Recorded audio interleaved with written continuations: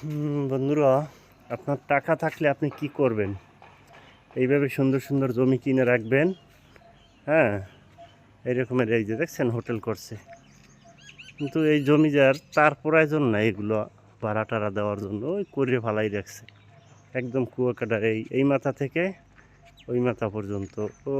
ওই যে দেখা যাচ্ছে ওই ভিতরে সুইমিং পুল করতে আছে, ওই বেকুতে কাজ করে। ঠিক আছে, তো আপনার টাকা থাকলে আপনি কি করবেন?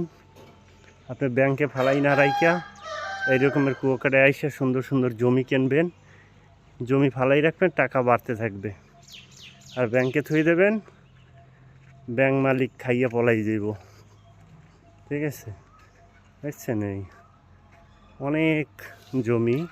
এটা হলে কুয়াকাটা হোটেল মোহনার মালিক কিনছে। মোহনা হোটেল অনেক কুয়াকাটা অনেক বড় হোটেল। তো এই উনি এবার এই জমি কিনে রাখছে। তো আজকে একটু প্রজেক্টের ভিতরে আসলাম। দেখেন, আপনার টাকা থাকলে আপনি কি করবেন? ব্যাংকে বসায় রেখে লাভ কি? এরকম সুন্দর সুন্দর জমি কেনেন, একদম এই মাথা থেকে একদম ওই মাথা থেকে একদম ওই গ্রাম। দেখছেন, দুই রাস্তা পাইছে।